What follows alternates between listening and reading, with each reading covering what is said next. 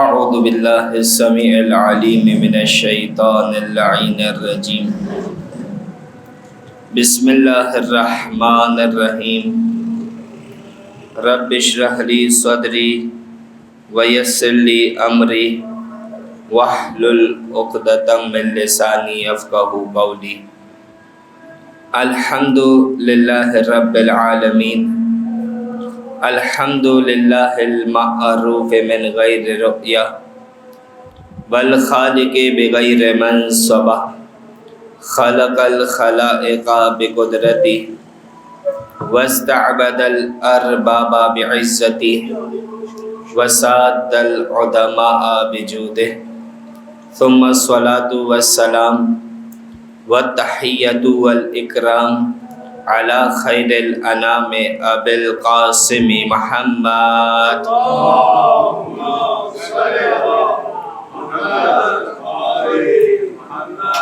وعلی آلہ الطیبین الطاہرین المعصومین المظلومین المیامین المنتجبین المنتخبین سیما بقیت اللہ الاعظم روحی و ارواحنا لتراب مقدمہ الفدا اللہم عجل لولیک الفرج واللعن الدائمة الباقیة على اعدائهم اجمعین من یوم عداوتهم الى قیام یوم الدین اما بعد فقد قال اللہ تبارک و تعالی فی کتابہ المبین بسم اللہ الرحمن الرحیم وَلَهُ مَنْ فِي السَّمَاوَاتِ وَالْأَرْضِ كُلٌّ لَهُ قَانِتُونَ صلوات اللهم صل على محمد وآل محمد بسم اللہ الرحمن الرحیم اللہم کل ولیک الحجۃ ابن الحسن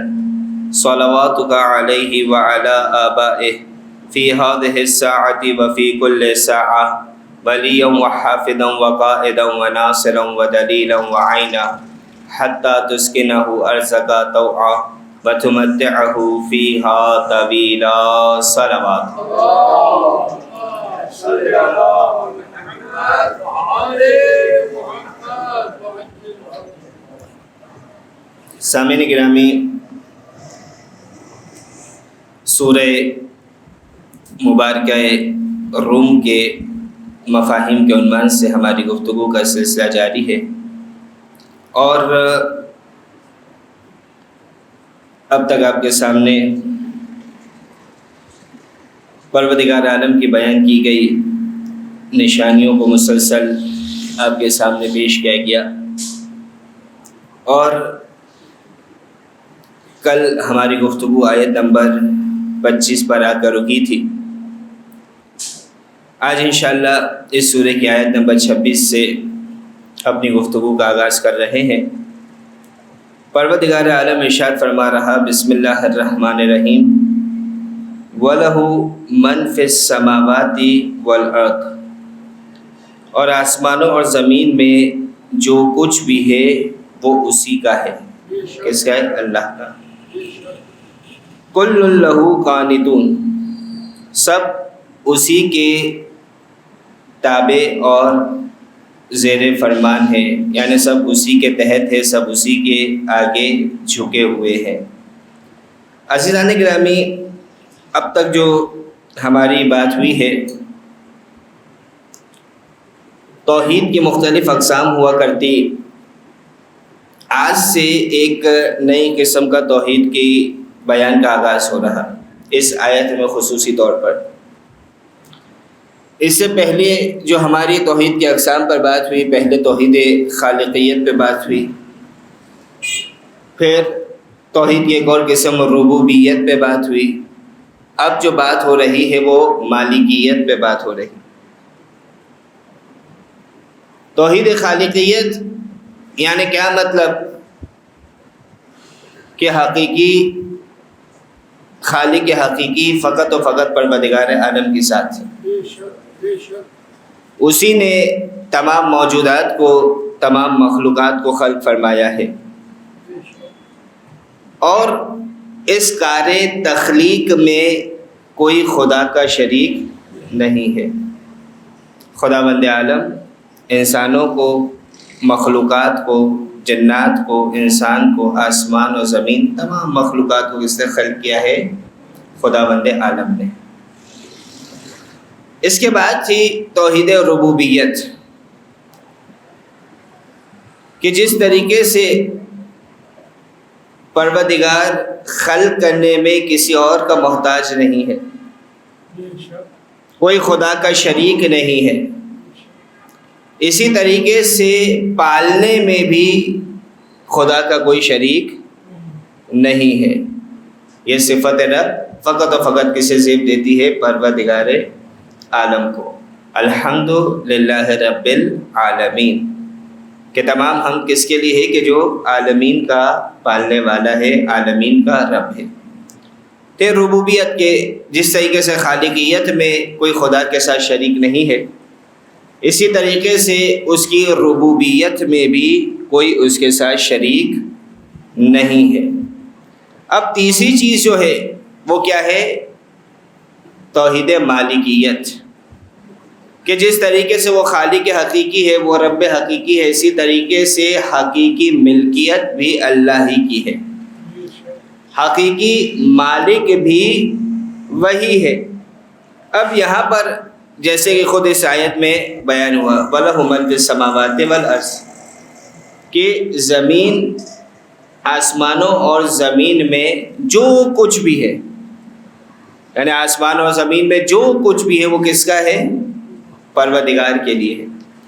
اس کا مالک کون ہے؟ پروردگار عالم ہے۔ اس ملکیت میں اس کا کوئی شریک نہیں ہے۔ اب یہاں پر من باب مثال ایک اور بات آپ کے سامنے پیش کروں گا کہ ملکیت پروردگار کی ہے تمام، کیا مراد اس سے؟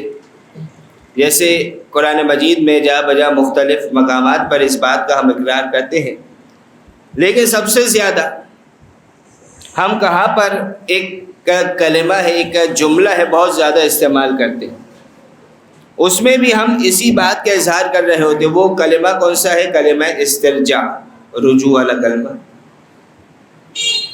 کیا ہے وہ؟ انا للہ و انا الیہ راجعون۔ تو وہاں بھی اگر انسان غور و فکر کرے، حقیقت کو ملاحظہ فرمائے، تو پروردگار عالم کی ملکیت کا ہی اعلان ہو رہا۔ یعنی پہلے آیت میں پروردگار عالم نے کیا تذکرہ کیا؟ سورہ بقرہ کی آیت نمبر 155 اور 156 کہ وَلَنَبْلُوَنَّكُمْ، کہ ہم تمہاری ضرور بضرور آزمائش لیں گے۔ اور یہ آزمائش کا کلمہ یعنی مختلف مادوں سے استعمال ہوتا ہوا نظر آئے کہ جس کے معنی آزمائش ہوتے ہیں۔ قرآن مجید میں مختلف مقامات میں پروردگار عالم نے اس بات کو باور کرایا ہے کہ جب انسان دنیا میں آیا ہے تو اس کی آزمائش ہونی ہی ہونی ہے، اس کا امتحان ہونا ہی ہونا ہے۔ کہ جیسے سورہ عنکبوت میں، سورہ روم سے پہلے والا سورہ ہے نا، اس کی دوسری آیت میں پروردگار کیا فرما رہا؟ احسب الناس ان یترکوا ان یقولوا آمنا وهم لا یفتنون، کہ کیا یہ لوگ گمان کرتے ہیں کہ فقط اس بات پر کہ یہ کہتے ہیں کہ یہ ایمان لے کر آ گئے، انہیں چھوڑ دیا جائے گا اور حقیقت میں ان کا امتحان نہیں ہوگا؟ یعنی سوال کر رہا پروردگار کہ یہ انسان تصور کیسے کرتا ہے کہ صاحب ایمان ہونے کا دعویٰ تو کرے لیکن اس کا امتحان نہ لیا جائے؟ یعنی امتحان تو ہونا ہے، اور جب انسان صاحب ایمان ہو جائے تو امتحان اتنا سخت ہوتا جاتا ہے جتنا ایمان بلند ہوتا جائے گا۔ یعنی ایک شخص رسول خدا حضرت محمد مصطفیٰ صلی اللہ علیہ وآلہ وسلم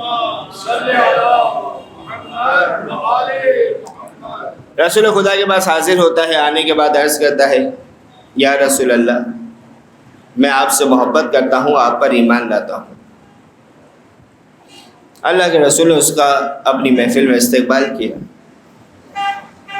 پھر وہ کہتا ہے یا رسول اللہ، میں آپ کے ابن عم، آپ کے چچا زاد علی سے بھی محبت کرتا ہوں اور علی پر بھی ایمان لاتا ہوں۔ پہلے رسول خدا نے کچھ نہ کہا، لیکن جب یہ کہا نا کہ میں آپ کے چچا زاد سے بھی محبت کرتا ہوں، اس پر بھی ایمان لاتا ہوں، اللہ کے رسول نے فرمایا اچھا علی سے محبت کرتے ہو، علی پر ایمان لاتے ہو، تو تم امتحان، مشکلات، پریشانیوں کے لیے تیار ہو جاؤ۔ کہا کہ ایسا ہو ہی نہیں سکتا کہ کسی کے دل میں علی کی محبت ہو اور خدا اس کا امتحان نہ لے۔ یعنی محبت علی دل میں رکھنا اتنا آسان نہیں ہے، کانٹوں پہ سفر کرنا پڑتا ہے۔ یعنی عشق علی کی منزل طے کرنا اتنا آسان نہیں ہے، بڑی مشکلات سے گزرنا پڑتا ہے، لیکن سہارا تو ہے نا کہ اس کی محبت دل میں رکھے ہوئے ہے کہ جو خود مشکل کشا بھی ہے۔ جب انسان مشکلوں میں گرے گا، پریشانیوں میں گرے گا تو اسی مشکل کشا کا سہارا لے گا۔ ہاں، انسان کہاں جا کر پھنسے گا کہ مشکل میں گرنے کے بعد اگر علی کے علاوہ کسی اور کے در پہ گیا تو مشکل حل ہونے والی نہیں ہے۔ جو رستہ پروردگار نے بیان کیا ہے اسی در پہ آنا پڑے گا۔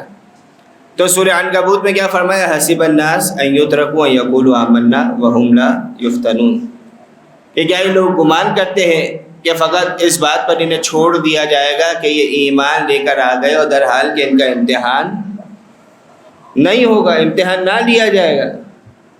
آزمائش ضروری ہے، امتحان ضروری ہے۔ کیوں؟ روایتوں میں ملتا ہے، امام معصوم فرماتے کہ آخری زمانے میں مومن کو اس طریقے سے امتحان سے گزارا جائے گا کہ جیسے ایک کچے سونے کو آگ سے گزارا جاتا ہے تاکہ اس کے اندر جتنی امپیورٹیز ہے، جتنی گندگی ہے وہ الگ ہو جائے، اور خالص سونا اس آگ سے گزرنے کے بعد سامنے آ جائے۔ جب امتحان ہوگا تبھی تو پتہ چلے گا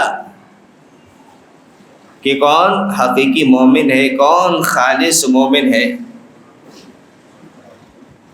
اور کون فقط دعویٰ کر رہا۔ تو امتحان ہونا ہے، مختلف مراحل ہیں امتحان کے۔ تو سورہ بقرہ میں کیا فرمایا؟ وَلَنَبْلُوَنَّكُمْ، کہ بتحقیق ہم تمہارا ضرور بضرور امتحان لیں گے، تمہاری ضرور بضرور آزمائش لی جائے گی۔ کیسے ہوگی آزمائش؟ بِشَيْءٍ مِّنَ الْخَوْفِ، کچھ آزمائش جو ہوگی وہ خوف کے ذریعے سے ہوگی۔ یعنی انسان کے دل میں خوف پیدا کر کے اس کی آزمائش لی جائے گی۔ خوف کو اگر پہچاننا ہو تو ایسے نہیں پہچان سکتا۔ خوف سے آزمائش مطلب کیا؟ امن چھین جائے گا، تب اسے احساس ہوگا کہ کتنی بڑی دولت اس کے پاس تھی کہ جو اس کے ہاتھ سے چلی گئی۔ کئی مرتبہ مولا کائنات کی حدیث کو آپ کے سامنے پیش کر چکا کہ مولا کیا فرماتے ہیں؟ نعمتان مجھولتان، کے دو نعمتیں چھپی ہوئی ہے جس کا لوگ احساس نہیں کرتے۔ وہ دو نعمتیں کون سی ہے؟ الامن والعافیہ۔ پہلی نعمت امن ہے، پیس ہے، سلامتی ہے، اور دوسری نعمت کیا ہے؟ عافیت ہے۔ یعنی جب تک انسان خوف کی منزل سے نہ گزرے اسے احساس نہیں ہوتا کہ یہ امن کتنی بڑی نعمت تھی کہ جس کی اس نے قدر نہیں کی۔ اور اسی طریقے سے جب تک انسان بیمار نہیں ہوتا ہے اسے صحت کی قدر نہیں ہوتی۔ صحت کی قدر پوچھنی ہے تو اس سے پوچھے کہ جو بیمار ہو گیا، جس نے صحت کو کھو دیا۔ تمام پروردگار کی نعمات کیسے ہی ہے، انسان کو اس وقت تک قدر نہیں ہوتی، اس وقت تک احساس نہیں ہوتا، اس وقت تک اس کی قیمتی ہونے کا احساس نہیں ہوتا کہ جب تک اس انسان کے ہاتھ سے وہ نعمت چلی نہ جائے۔ تو امتحان پہلا کس چیز کے ذریعے سے ہو رہا ہے؟ خوف کے ذریعے سے۔ دوسری چیز کیا ہے؟ جو کہتے ہیں بھوک کو، یعنی فقر و فاقہ کے ذریعے سے، فقر کی زندگی ہے، کھانے کو کچھ نہیں ہے، بھوک ہے۔ اس بھوک کے ذریعے سے انسان کا امتحان ہو رہا ہے. کیوں؟ کیونکہ جب انسان بھوکا ہوتا ہے نا، کھانے کو کچھ نہ ہو، پینے کو کچھ نہ ہو، تو پھر وہ حلال حرام کو نہیں دیکھا کرتا. جب اس کے بچے بھوکے ہوتے ہیں تو پھر وہ نہیں دیکھا کرتا کہ جو روٹی آ رہی ہے یہ حلال ہے یا حرام ہے. نہیں، اسے کیا چاہیے ہوتا ہے؟ بس روٹی آ جائے. تو یہ کیا ہے؟ اللہ کا امتحان. بھوک کے ذریعے سے امتحان ہے کہ کون ہے کہ جو اس امتحان کے باوجود بھی سیدھے راستے پہ چلتا ہے یا نہیں چلتا.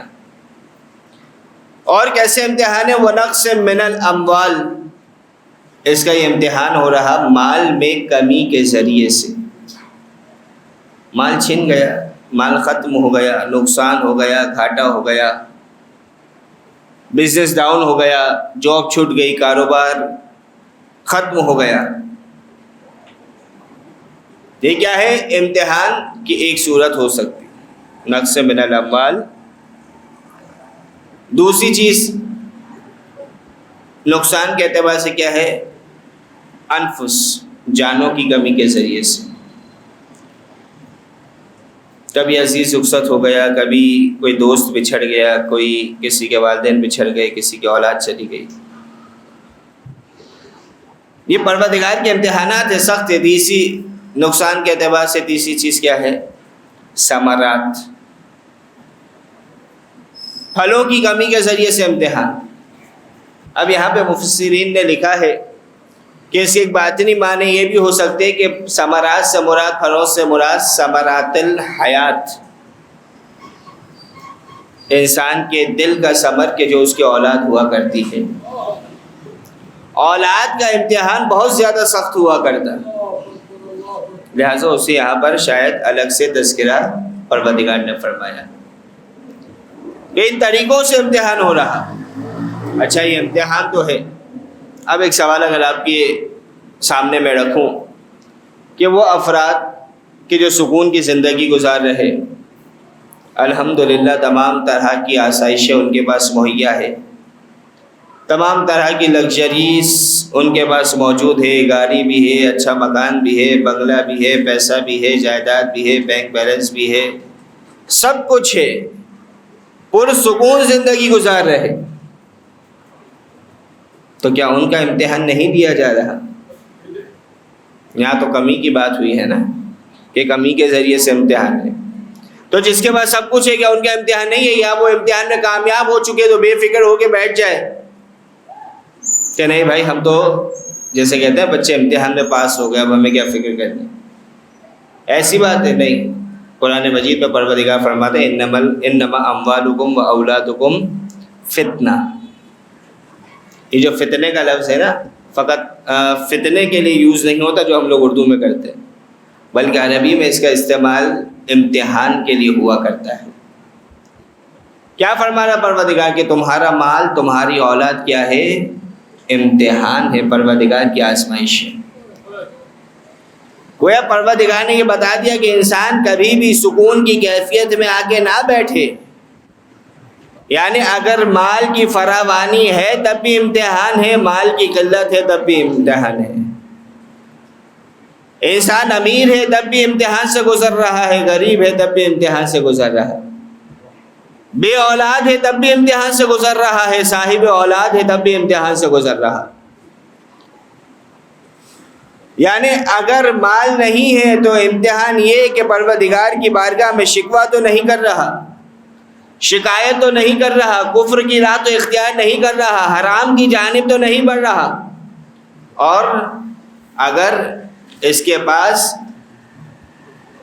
مال ہے تو یہ امتحان کہ کہیں اس مال کے ذریعے سے دوسروں پر اپنی برتری تو نہیں جتا رہا ہے. کل آپ کے سامنے عرض کیا گیا تھا نا، اللہ کے رسول نے کیا کہا تھا؟ فَهُوَ فِي سَبِيلِ الشَّيْطَانِ. یعنی مال ہے، اس کے ذریعے سے دوسروں پر اپنی فوقیت کا، برتری کا اظہار تو نہیں کر رہا. اللہ کا امتحان ہے. مال ہے، کہیں ایسا تو نہیں اس مال کو اس مقام پہ صرف نہ کر رہا ہو جس کے لیے پروردگار نے اسے اس مال کا امین بنایا ہے. یعنی ایک ایک لفظ بڑے سوچ کے استعمال کی. یعنی ہماری بات کس کے اعتبار سے چل رہی ہے؟ امتحان کی طرف آئے ہیں لیکن گفتگو مربوط ہے. توحید مالکیت پہ بات چل رہی ہے نا. مالک حقیقی کون ہے؟ اللہ ہے. انسان کے پاس جو کچھ بھی ہے اللہ کی امانت ہے، انسان اس کا امین ہے. یعنی اگر مال زیادہ ہے نا تو وہ امین ہے. پروردگار چاہتا ہے کہ اس کے ہاتھ سے اس کا وہ بندہ اس مال کو حاصل کرے کہ جو مشکل سے زندگی گزار رہا ہے. یعنی پروردگار کا نظام ایسا ہی ہے. اسی طریقے سے یعنی پروردگار خود اتر کے تو نہیں دے رہا ہے، اسی انداز میں پروردگار بانٹتا ہے. جس کے پاس نہیں ہے اسے اس کے ذریعے سے دلوا رہا کہ جس کے پاس ہے. اب کیا وہ اپنی ذمہ داری کو پورا کر رہا ہے کہ نہیں کر رہا؟ یہ انسان کا امتحان ہے. یا نہیں خود کو بڑا سمجھ رہا، بہت بڑا سیٹ بن گیا، بہت مالدار بن گیا، دوسرے سارے میرے نوکر ہے. ابھی آئے گی اس حوالے سے بھی آیت آئے گی انشاءاللہ. تو پروردگار کا امتحان. اچھا یہ تمام امتحانات میں پروردگار کیا فرما رہا؟ وبشر الصابرین. اے حبیب صبر کرنے والوں کو، صابرین کو خوشخبری سنا دیجیے. یہ صبر کرنے والے کون ہیں؟ الذین، یہ وہ افراد ہے، اذا اصابتہم مصیبہ، کہ جب ان پر کوئی مصیبت آتی ہے، قالو، تو ان کا قول یہ ہوتا ہے. اب یہاں پر مفسرین نے بات بیان کی، یہ قول سے یہ مراد ہے جو کہا نا قالو، ان کا قول یہ ہوتا ہے. فقط زبانی بات نہیں ہو رہی، زبان کے ساتھ دل اس بات کی گواہی دیتا ہے. کیا؟ انا للہ، کہ بتحقیق ہم، بے شک ہم اللہ کے لیے ہیں، ہم اللہ کی ملکیت ہے، اللہ مالک حقیقی ہے. وَإِنَّا إِلَيْهِ رَاجِعُونَ، اور اسی کی طرف ہمیں پلٹ کر جانا ہے. یعنی مال جو تھا ہمارے پاس اسی کا تھا، اس نے واپس لے لیا. کیا فرق پڑتا ہے؟ گھر تھا اسی کا تھا، اس نے لے لیا. احباب تھے اسی کے عطا کردہ تھے، اس نے لے لیے. دولت تھی اسی نے تو دی تھی، اس نے لے لی. چاہے تو دوبارہ بھی دے سکتا. انسان نا امید کیوں ہو رہا ہے؟ یعنی سب کچھ اسی کا تو تھا، اور میں خود، یعنی یہ تو خارجی چیزیں ہیں نا جو مجھے مل رہی. میری ذات خود، میرا وجود، میری سانسیں، میرا جسم، میری توانائی، میری طاقت، میری آواز، میرا علم، سب کچھ اسی کا ہے، اسی کا عطا کرتا ہے. جب واپس لے لے کیا فرق پڑتا ہے؟ یعنی امانت کا اصول کیا ہے؟ امانت کو اس کے حق مالک کی طرف پلٹنا ہی ہوتا ہے. لہذا جسے امین بنایا جا رہا ہے وہ دل میں افسوس نہیں کیا کرتا کہ میرے ہاتھ سے مال چلا گیا. یعنی فرض کیجئے کوئی شخص آتا ہے آپ کے پاس 1 لاکھ روپے رکھواتا ہے، کہتے ہیں اسے سنبھال کے رکھو، میں کچھ سفر کر کے آ رہا، دوبارہ آ کے میں تم سے لے لوں گا واپس. اب کیا یہ آپ کا مال تو سوال کروں گا؟ آپ کہیں گے نہیں بھائی وہ فلاں شخص امانت رکھوا کے گیا، اس سے واپس کرنی ہے مجھے. جب وہ آئے گا آپ سے اپنے پیسوں کا مطالبہ کرے گا، آپ اسے اس کے پیسے دے دیں گے. سوال کروں گا کہ آپ کے دل میں دکھ ہوگا ہاتھ سے پیسے جانے کا. آپ کہیں گے بھائی کس بات کا دکھ، جب میرے پیسے تھے ہی نہیں، وہ رکھوا کے گیا تھا، فقط امانت کے طور پر رکھے، جب اس نے مانگے تو میں نے اسے واپس کر دیے. یہی بات ہے نا. پروردگار عالم نے جتنی چیزیں ہمیں دی ہے اس کی امانت ہے. ہاں یہ الگ بات ہے کہ ہمیں استعمال کرنے کی جائز طریقے سے اجازت ملی ہوئی ہے. جب پروردگار نے ساری چیزیں ہمیں امانتاً دی ہے، ہمیں اس کی حفاظت کرنی ہے. جب وہ واپس لے رہا ہے تو کس بات کی پریشانی، کس بات کی ٹینشن، کس بات کا اسٹریس، کس بات کی نا امیدی؟ پروردگار کا تھا، اس نے لے لیا. انا للہ وَإِنَّا إِلَيْهِ رَاجِعُونَ. یہ کیا ہے؟ توحید مالکیت کے. مالک حقیقی کون ہے؟ پروردگار عالم کی ذات. تبارک الذی بیدہ الملک وہو علی کل شیء قدیر. کہ با برکت ہے وہ ذات کہ جس کے قبضہ قدرت میں تمام عالمین کا نظام ہے. وَهُوَ عَلَى كُلِّ شَيْءٍ قَدِيرٌ. اور یہ جو ملکیت ہے فقط پیپر والی ملکیت نہیں جیسے ہمارے یہاں ہوتی ہے کہ ملکیت کسی کی ہے بیٹھا کوئی اور ہے. یعنی مثالیں ہمارے سامنے اتنی بدیہی ہے, اتنی کامن ہے کہ کاغذات کسی کے نام پر ہے, قبضہ کسی اور کا ہے. لیکن خدا کے ایسا نہیں ہے. خدا کی ملکیت وہ اعلیٰ کل شیء قدیر, ہر چیز پر قدرت بھی رکھنے والی ذات ہے, وہ اس کی ملکیت ہے. تو کیا ہے توحید مالکیت کہ تمام چیزیں کس کی ملک ہے, کس کی ملکیت ہے؟ اللہ کی ملکیت ہے. کل لہ قانتون, تمام چیزیں اسی کے آگے جھکی ہوئی ہے, اسی کی اطاعت میں ہے. اب یہاں پر جو لفظ استعمال ہوا ہے قانتون, قانتون کس سے نکلا ہے؟ قنوت سے نکلا ہے. قنوت, آپ نماز میں بھی قنوت کے لیے ہاتھ کو بلند کرتے ہیں. تو حقیقت میں قنوت کیا ہے؟ اللہ کے رسول حضرت محمد مصطفیٰ صلی اللہ علیہ وآلہ وسلم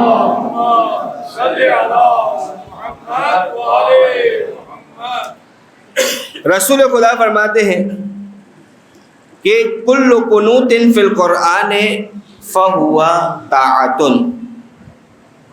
کہ قرآن میں جہاں جہاں اس مادے سے کوئی کلمہ آیا ہے قنوت کے, اس سے مراد کیا ہوتی ہے؟ اطاعت ہوتی ہے. اور اس کلمے کی اور عربی لغت سے اگر وضاحت دیکھی جائے تو مفردات قرآن لکھی ہے راغب اصفہانی نے, سب سے مشہور کتاب قرآن کی ایک ایک کلمے کو انہوں نے ڈسکشن کی.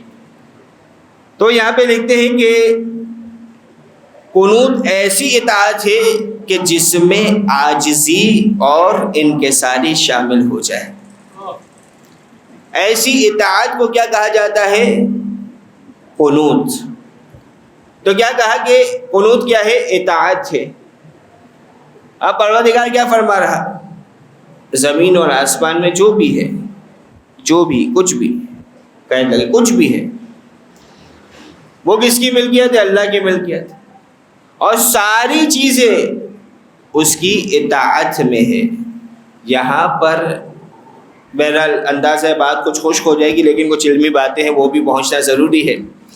اطاعت کی دو قسمیں ہوا کرتی ہے, ایک اطاعت تکوینی ہے, ایک اطاعت تشریعی ہے. اطاعت تشریعی وہ اطاعت کے جو انسان بات سمجھانے کے لیے, ورنہ اس کی وضاحتیں اور بھی زیادہ ہے تاکہ آپ کے ذہن کے بات قریب ہو جائے. اطاعت تشریعی وہ اطاعت کے جو انسان اپنے اختیار سے کرتا ہے. یعنی پروردگار کی اطاعت کرنی ہے, اس کی نماز پڑھنی ہے, اختیار آپ کا ہے نا, پڑھنی ہے پڑھے, نہ پڑھنی نہ پڑھے. ہاں پڑھیں گے تو مبری الذمہ ہو جائیں گے, نہیں پڑھیں گے تو مستحق عذاب ٹھہریں گے, آپ کی مرضی ہے. لیکن اس کے مقابلے میں ہوتی ہے اطاعت تکوینی. اطاعت تکوینی میں کسی کا اختیار نہیں ہوا کرتا ہے, یعنی اس مخلوق کی فطرت میں پروردگار نے اطاعت کو ڈال رکھا ہے. یعنی یہاں پر اس کی چاہت کوئی کام نہیں دے گی. مثال دوں, جو زمین جس انداز میں سورج کے گرد گھوم رہی ہے, یا جس طریقے سے سورج اپنے مدار میں پھر رہا ہے, یا جس طریقے سے چاند ستارے موومنٹ کر رہے ہیں, یا جس طریقے سے دن آ رہا ہے, رات جا رہی ہے, رات آ رہی ہے, دن جا رہا ہے, یا جس طریقے سے یہ کائنات کا نظام جو قائم ہے, جس طریقے سے یہ زمین بچھی ہوئی ہے یا آسمان کھڑا ہوا ہے, یا جس طریقے سے سمندر رواں دواں ہے, یہ جو ہمیں ساری چیزیں نظر آ رہی ہیں, کچھ چیزیں آپ کو سامنے گنوائی ہیں, یہ ساری کیا ہے؟ پروردگار کی اطاعت ہو رہی ہے حقیقت میں.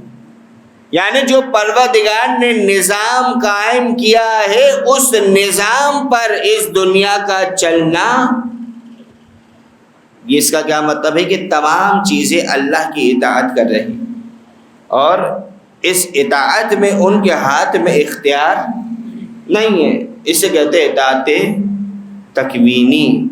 اب یہاں پر امید ہے کہ کچھ حد تک جو بات پہنچانا چاہ رہا تھا پہنچ گئی ہوگی، ورنہ خود اطاعت تکوینی کی گفتگو کافی تفصیل ہے، لیکن چاہا کہ جتنا آسان ہو سکتا ہے آسانی کے ساتھ آپ کے ذہن میں فقط اس بات کو ڈال دیا جائے کہ ہوتی کیا ہے۔ لیکن ایک بات کی وضاحت کا تو اکثر بچے سوال کرتے ہیں کہ پروردگار سب کو نیک بنا دیتا، کیا ضرورت تھی کہ انسان گناہ کرے زبردستی اچھے کام کر لیتا ہوتا؟ تو پھر یہ اطاعت تکوینی ہو جاتی جبکہ سزا اور جزا انسان کے اختیار پر دی جاتی ہے۔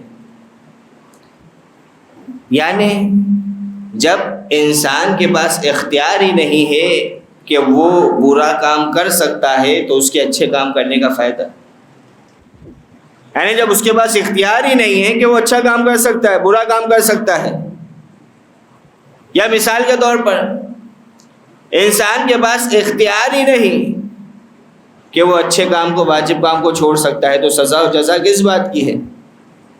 یعنی پھر تو سزا و جزا ہوئی نہیں نا، کیوں؟ کیونکہ امتحان میں اگر کوئی چیز فیئر ہو، فیئر الیکشن کیا ہوتے ہیں کہ جہاں پر آپ کو اختیار دیا جائے، جہاں کو اختیار ہی نہیں دیے گئے، اگر آپ کو زبردستی سر پہ بندوق رکھ کے کہہ دیا کہ فلاں پہ آپ کو انگوٹھا لگانا ہے یا فلاں پہ اسٹیمپ لگانا ہے،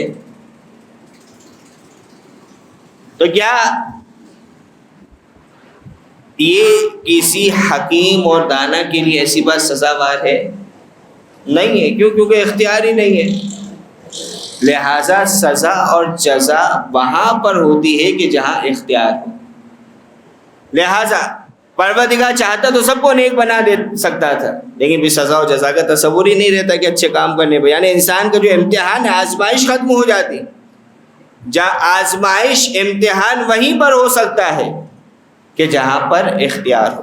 تو یہ اطاعت کی دو قسمیں، اس آیت میں جس قسم کا تذکرہ ہو رہا وہ کیا ہے؟ اطاعت تکوینی، یعنی تمام چیزیں جو ہمیں مخلوقات نظر آ رہی ہے اس بات پر معمور ہے کہ خدا کی اطاعت کرے، یعنی جو خدا نے سسٹم بنایا ہے، یہ زندگی کا جو نظام بنایا ہے، یہ جو عالمین کائنات کا نظام بنایا ہے، اس نظام کے تحت وہ زندگی گزارے، یا اس نظام پر چلتے رہے، اس نظام سے ہٹے نہیں۔ یہ ہے پروردگار کی تمام مخلوقات کا اطاعت کرنا۔ صلوات پڑھیے گا محمد و آل محمد۔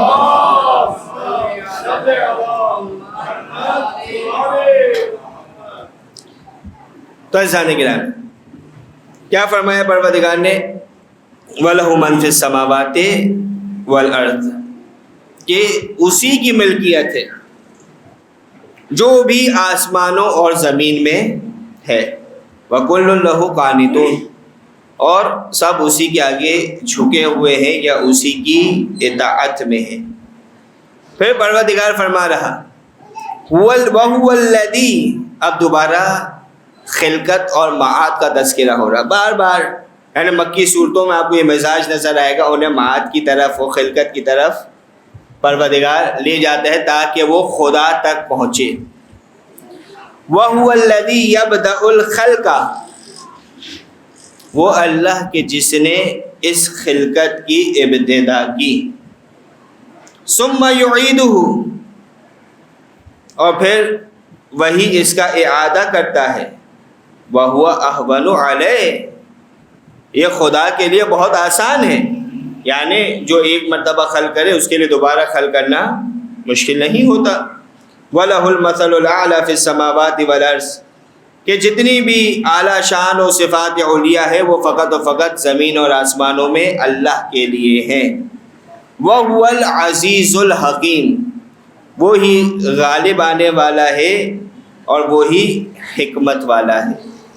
اب اس آیت میں کافی ایسے رخ نکل رہے کہ جہاں تک بات پہنچ سکتی آج کی گفتگو میں آپ کے سامنے بیان کیا جائے گا کہ پہلی چیز کیا کہا گیا کہ پروردگار خلقت کی ابتدا کرنے والا، اب وہی اس کا اعادہ بھی کرنے والا، تو پروردگار نے کیا فرمایا؟ وَهُوَ أَهْوَنُ عَلَيْهِ، یہ تو آسان بات ہے، یعنی انسان دنیا میں بھی دیکھتا ہے کہ کسی چیز کو ایجاد کرنے کے لیے پہلی مرتبہ اسے بنانا مشکل ہوا کرتا ہے، جب ایک مرتبہ بنا دیا جائے پھر اس میں توڑ پھوڑ کر دی جائے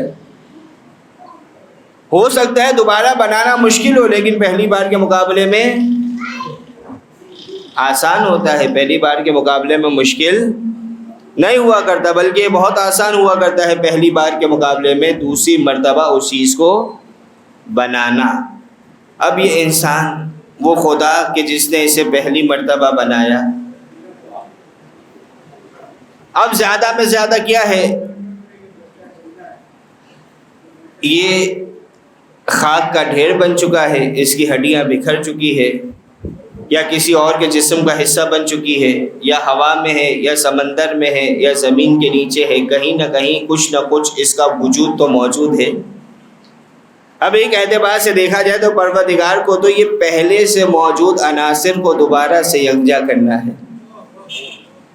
اور کیا کرنا ہے؟ کچھ بھی نہیں کرنا، پہلے سے موجود عناصر کو دوبارہ سے یکجا کرنا ہے۔ تو یہ تو پروردگار کے لیے، خود پروردگار فرما رہا وَهُوَ أَهْوَنُ عَلَيْهِ، تو پروردگار کے لیے آسان ہے۔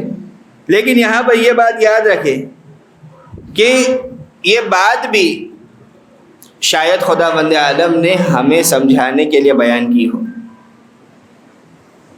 کیونکہ ہماری قدرت محدود ہے، ہماری طاقت محدود ہے، ہمارے وسائل محدود ہیں، لمیٹڈ ریسورسز ہیں ہمارے پاس، لہذا جس کی قدرت اور طاقت اور وسائل لمیٹڈ اور محدود ہوا کرتے ہیں، کوئی چیز کا آسان یا مشکل ہونا اس کے لیے ہوا کرتا ہے۔ کسی چیز کا آسان یا مشکل ہونا کس کے لیے ہوا کرتا ہے؟ کہ جس کے وسائل لمیٹڈ ہو، جس کی قوت لمیٹڈ ہو، جس کے پاس طاقت محدود ہو، وہ کہ جو لامحدود قوت کا حامل ہو۔ یعنی پروردگار کی حد بندی تو نہیں کی جا سکتی نا، پروردگار کو حد کی باؤنڈری میں تو نہیں لا سکتے، کیونکہ جو محدود ہو جائے وہ خدا نہیں ہو سکتا، ہمارا عقیدہ ہے۔ صلی علی محمد وعلی محمد۔ تو پروردگار کی طاقت لامحدود ہے، قوت لامحدود ہے، تو خدا کے لیے کوئی چیز آسان یا مشکل نہیں ہوا کرتی۔ یعنی پروردگار کی قدرت تو معلوم ہے، سورہ یاسین میں کیا بیان ہوا تھا؟ اذا اراد لشیء ان یقول له کن فیکن، کسی چیز کا ارادہ کرتا ہے اس کے لیے کہتا ہے کن، یعنی خود کن کا بھی محتاج نہیں، امام معصوم فرما رہے۔ یہ بھی بات سمجھانے کے لیے پروردگار نے کہا، یعنی بات وہیں پر آسان یا مشکل کس کے لیے ہوا کرتا؟ مجھ یا آپ جیسے انسان کے لیے، کہ جن کی طاقت، جن کی قوت، جن کی قدرت محدود ہے۔ پروردگار کے لیے کوئی چیز آسان یا مشکل نہیں ہوا کرتی، حتیٰ کہ جسے پروردگار عالم اختیار عطا کرتا ہے، جو اپنے آپ کو فقط خدا کا محتاج بنا لیتا ہے، حقیقت میں خدا اس کے لیے تمام چیزوں کو آسان کر دیا کرتا ہے۔ یعنی واقعات آپ کے سامنے موجود ہے نا، کسی نے مولا کائنات سے از راہ ہمدردی یہ پوچھا تھا، بلکہ سجیشن بھی دیا، علی کوئی آپ سے سوال پوچھتا ہے، آپ ایک لمحہ توقف نہیں کرتے، فوراً سے جواب دے دیا کرتے ہیں۔ انسان جب جلدی سے کوئی جواب دینے کی کوشش کرتا ہے تو غلطی کا امکان رہ جاتا ہے، یا عادی کچھ سوچ لیجیا کرے، یا کچھ لمحہ توقف کر لیجیا کرے۔ مولا کائنات نے اس سے کیا پوچھا تھا؟ اے شخص بتا تیرے ہاتھوں میں انگلی کتنی؟ اس نے کہا 5۔ کہا تو نے سوچا نہیں؟ کہا یا علی یہ تو سامنے کی بات ہے، اس کے لیے کیا سوچنا؟ کہا کہ جیسے تیرے لیے یہ ہاتھ سامنے کی بات ہے، علی کے لیے پوری دنیا سامنے کی بات ہے۔ صلی علی محمد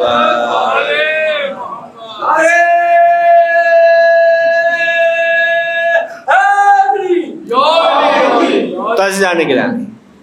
لیکن اس انسان اس بات کا احساس نہیں کرتا کہ جو اس کی قوت ہے یہ لامحدود نہیں ہے، بلکہ محدود قوت کا حامل ہے، اور ان کے مقابلے میں آ کے کھڑا ہو جاتا کہ جو حقیقت میں خود کو خدا کا محتاج بنائے ہوئے، جنہیں خدا نے اپنے لیے چنا ہے، جنہیں خدا نے ایسے اختیارات سے نوازا ہے کہ جو کسی کے پاس نہیں، لیکن انسان آ جاتا ہے مقابلے میں، لیکن مقابلے میں اگر خدا والے ہو تو پھر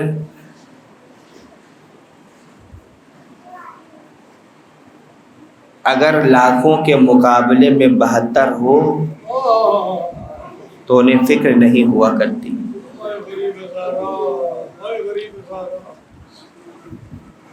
اور فقط معصومین کی بات نہیں، یعنی یہاں تو ان کا خدا کے لیے جو اخلاص ہے اس کی بات ہو رہی نا، جو ان خدا والوں کے لیے مخلص ہو جائے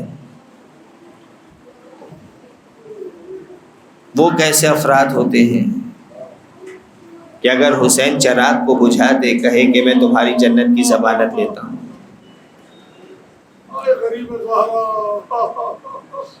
چراغ جلتا ہے، لوگ اپنی وفاداریاں پیش کرتے ہوئے نظر آتے ہیں، ہر شخص یہ چاہ رہا ہے کہ خود کو مولا پہ قربان کر دے۔ عزادارو، ایک جملہ پڑھوں گا آپ کے سامنے کہ جب مسلم ابن اوسجا زمین کربلا پہ گرتے ہیں، آخری لمحات تھے، سید الشہداء بھی پہنچے ہیں، حبیب ابن مظاہر بھی پہنچے ہیں۔ عزادارو، حبیب ابن مظاہر نے مسلم ابن اوسجا سے یہ کہا کہ اے مسلم، اگر مجھے معلوم ہوتا کہ تمہارے بعد مجھے زندہ رہنا ہے تو میں تم سے سوال کرتا کہ تمہاری وصیت کیا ہے، لیکن مجھے معلوم ہے کہ ابھی تم چلے گئے ہو، کچھ دیر بعد مجھے بھی تمہارے پیچھے آنا ہے،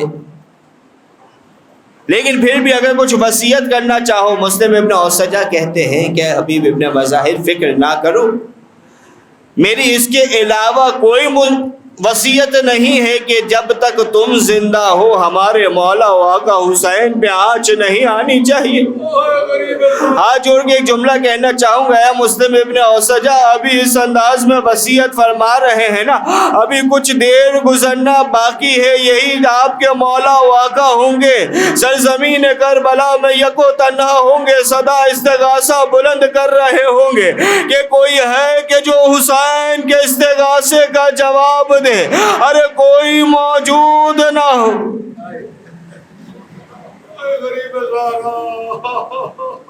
الا ولعنت اللہ علی القوم الظالمین وسيعلم الذین ظلموا ای منقلب ینقلبون۔ بار الہ ذکر کو اپنی بارگاہ میں قبول فرما، بار الہ محمد و آل محمد کا واسطہ ہمارے گناہ کبیرہ و صغیرہ کو معاف فرما، ہمارے مرحومین کی مغفرت فرما، بار الہ کوئی غم نہ دے سوائے غم اہل بیت کے، بار الہ تمام مومنین و مومنات کی پریشانیوں کو، مصیبتوں کو آسان فرما دے، بار الہ تمام مومنین و مومنات جو بھی بیمار ہیں، خصوصاً جن کے لیے دعاؤں کی التماس کی گئی ہے، مولا سید سجاد کا واسطہ، باب الحوائج مصعب بن جعفر علیہ السلام کا واسطہ تمام کو شفا یاب فرما دے، بار الہ اپنی آخری حجت کے ظہور میں تعجیل فرما، قلب مطہر امام زمان کو ہم سے راضی و خوشنود فرما۔ ان اللہ و ملائکتہ یصلون علی النبی یا ایھا الذین آمنوا صلوا علیہ وسلموا تسلیما۔ اللهم صل على محمد وآل محمد۔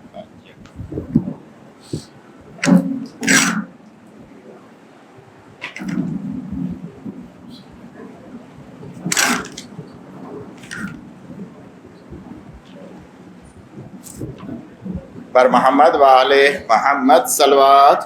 اللهم صل على محمد وآل محمد۔ سورہ فاتحہ کی گزارش ہے حسن علی نشاط نورانی اور ان کے رشتہ دار مرحومین غلام حسین شریف، فاطمہ بائی محمد علی، سید حسن نواب، لیلہ بائی بنت غلام حسین، زہرا بائی بنت غلام حسین، انور علی رحمۃ اللہ، زرینہ بائی غلام حسین، غلام علی رحمۃ اللہ، سغرا بائی نظر علی، امینہ بائی اللہ رکھا، نرجس بائی نظر علی، حسینہ by Fida Hussain, Munawar Hussain Ghulam Ali, Shabbir Hussain Muhammad Hussain Ghulam Ali, ساویرہ Abdul Hussain, Jamal by وزیر، شیرین بائی جمال بائی وزیر، اکبر علی جمال بائی وزیر، شکینہ بائی نانجی، جینا بائی حسن علی مرزا، امینہ حسن علی مرزا، اکبر علی حسن علی مرزا، قاسم علی حسن علی مرزا، سلیم اکبر علی وزیر، حیدر علی اکبر علی وزیر، معصوم علی اکبر علی وزیر، گلشن اکبر علی وزیر، فاطمہ اکبر علی وزیر، روشن بانو محمد علی گیلانی، بلقیس قاسم علی مرزا، شبیر قاسم علی Mirza, Mushtaq Qasim Ali Mirza, Fatima by Mohammad Ali Kapadia, Salim Ghulam Ali Thawar, Mohammad Ali Dawood Kapadia, Fazal Abbas Mohammad Ali Kapadia, ज़ेरा by Fazal Abbas Kapadia, Hasina by रहमतुल्लाह लाखानी, अली मोहम्मद मुनीस वर्तेजी, यास्मीन बानो अली मोहम्मद वर्तेजी, सुगरा बाई नज़र अली बदामी, Hussain Ali Aladdin Poonawalla, Yavar Mehdi Hussain Ali Poonawalla, Sakina by Mohammad Ali Kapadia, Mohammad Ali रहमतुल्लाह लाखानी, मेहदी अली रहमतुल्लाह लाखानी, अनवर अली, ज़िया जामनगरी, नरगिस बाई नज़र अली, खैरुन्निसा बिनते गुलाम हुसैन असारिया, शहनाज अली रज़ा असारिया, फातिमा बाई रहमतुल्लाह लाखानी, हसन अली सईदा लाखानी, अनवर अली हबीब कानानी, यूसुफ अली हबीब कानानी, अब्दुल हुसैन हबीब कानानी, हुसैन अली हबीब कानानी, जेना by ज़ौज Habib by, Aziz Fida Hussain Somani, Fiza by Ghulam Ali Bawa, Haider Ali Akbar Ali, Tahira by Shaban Ali, Sakina by शरीफ बावा, हसन अली सोमानी,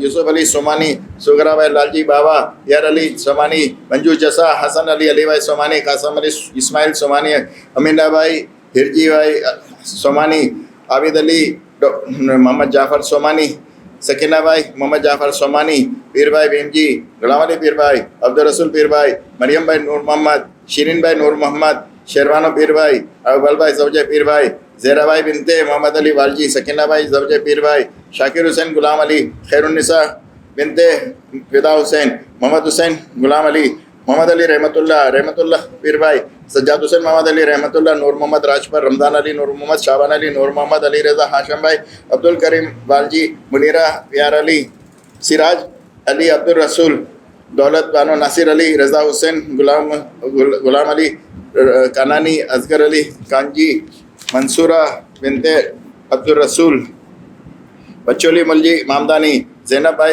बिनते सुलेमान, शेरवान बिन रहमतुल्लाह, रजब अली अहमद अली, शिरीन बाई सुलेमान राजपर, अहमद अली हाजी जेराज, जाबिर अली हाजी जेराज, फ़िदा हुसैन खोजा, नूर मोहम्मद नूर बानो ज़ौजा फ़िदा हुसैन खोजा, हाजी पीरबा कांजी, फातिमा बाई जेराज, नसीम सादिक अली, कुबरा बाई ज़ौजे सादिक अली खोजा, मोहम्मद अली कांजी, कुलसुम बाई पुंजा, शबीर हुसैन खोजा, वर्जिया बिनते नज़र अली, बहादुर अली सोमानी, यूसुफ अली खोजा, सुकून बाई यूसुफ अली, अफजल अली लदानी, यास्मीन बिनते यूसुफ अली, नूरुन्निसा बिनते जीवन, खादिम हुसैन खोजा, अली असगर खोजा, Maryam by Shafique Aiden, Karim by Fazal, Fatima by Ali by, Mohammad Nazir Karim by, Ali Hussain Karim by, Hasan Ali मेहर अली, गुलाम अली हसन अली, रियाज हुसैन हसन अली, लियाकत हुसैन हसन अली, मासूमा बिनते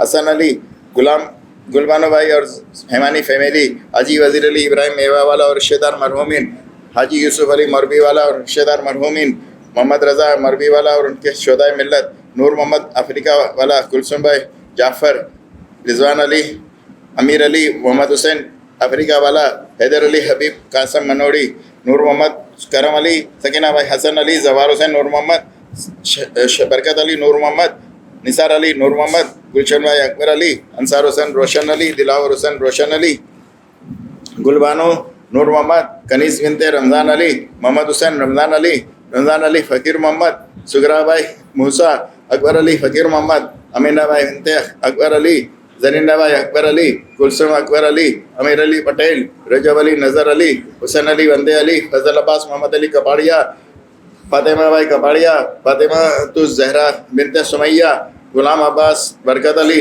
फातिमा भाई रजब अली अमीरी, मोहम्मद हुसैन रजब अली अमीरी, रज़िया भाई वज़ीर अली नयानी, अली रज़ा धरमसी, अकबर अली हाजी वालजी और उनकी ज़ौजा, विसराम और उनके रिश्तेदार मरहूमिन, कासम अली किरमानी और उनकी ज़ौजा, मोहम्मद हुसैन बालू भाई और उनकी ज़ौजा, अली हुसैन फ़िदा हुसैन राजानी और उनके मरहूमिन, कासम अली कमरुद्दीन वकील, सकीना भाई जाफ़र अली वकील, सुल्तान अली अकबर अली, गुलाम अब्बास किरमानी और उनकी ज़ौजा, असगर अली शेर मोहम्मद, ज़रीना भाई अकबर अली, अली असगर गुलाम अब्बास, बरकत अली दाऊदानी, कुलसुम भाई अकबर अली फ़कीर मोहम्मद, सुगरा भाई ज़ौजे अकबर अली, हुसैन अली जाफ़र अली, खैरुन्निसा रमज़ान अली, शेर मोहम्मद کرم علی سکینہ بھائی موتی، داؤد علی ککریا والا، زرینہ بھائی زوجہ داؤد علی اللہ رکھا، قاسم علی، کلثوم بھائی ڈایا بھائی، علی رضا داؤد علی،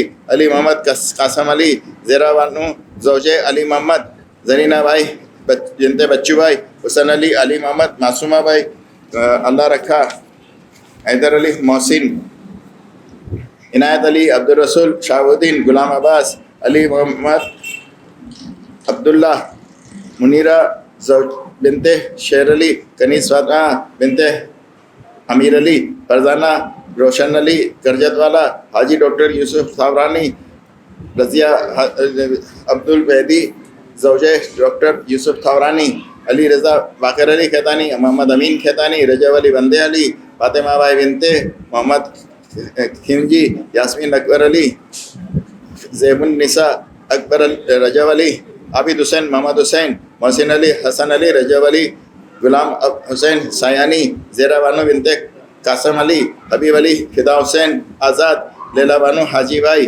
فدا حسین غلام حسین، سغرا بھائی لتا بھائی دیو جی، سکینہ بھائی غلام حسین، صابرہ فدا حسین، جعفر علی رمضان علی، زرینہ بھائی بنت محمد حسین، حبیب علی محمد علی اثاریہ شہید، آصف کربلائی، بلال حسین، علی رضا، برکت علی، شیر علی، روشن علی نذیری، عزا بانو، شابان علی، گل بانو بنت کریم کھیمجی، میناز علی لاکھانی، فضا بھائی بندے علی، رجب علی سومجی اور ان کی زوجہ شمیم بنت اللہ رکھا اور ان کے رشتہ دار مرحومین، حبیب علی شیر علی اور ان کے رشتہ دار، شیرین بھائی بنت حسین مرچنٹ اور ان کے رشتہ دار، حیدر علی ترابی اور ان کے رشتہ دار، رضا حسین بادامی، فضا بھائی جیون، زبیر بھائی فیملی کے رشتہ دار، محمد حسین امیر علی زبیر، فاطمہ بھائی بنت حسین علی، سغرا بھائی بنت حاجی نانجی، امیر علی زبیر، رحمت بھائی رامجی، جمعانی فیملی، پرپیا فیملی، دتو فیملی اور بندے علی فیملی کے تمام رشتہ دار مرحومین، تمام مراج کرام مرحومین، تمام علماء عظام مرحومین، اس امام بارگاہ کے تمام کارکنان اور مرحومین، ہم آپ سب کے مرحومین جن کا کوئی مولانا صاحب کے مرحومین اور جن کا کوئی فاتحہ پڑھنے والا نہیں رہا ان سب کے لیے سورہ فاتحہ۔ بسم اللہ الرحمن الرحیم، الحمدللہ رب العالمین، الرحمن الرحیم، مالک یوم الدین، ایاک نعبد و ایاک نستعین، اہدنا الصراط المستقیم، صراط الذین انعمت علیہم غیر المغضوب علیہم ولا الضالین۔ بسم اللہ الرحمن الرحیم، قل هو اللہ احد اللہ الصمد لم یلد ولم یولد ولم یکن لہ کفوا احد۔ بسم اللہ الرحمن الرحیم، قل هو اللہ احد اللہ الصمد لم یلد ولم یولد ولم یکن لہ کفوا احد۔ بسم اللہ الرحمن الرحیم، قل هو اللہ احد اللہ الصمد لم یلد ولم یولد ولم یکن لہ کفوا احد۔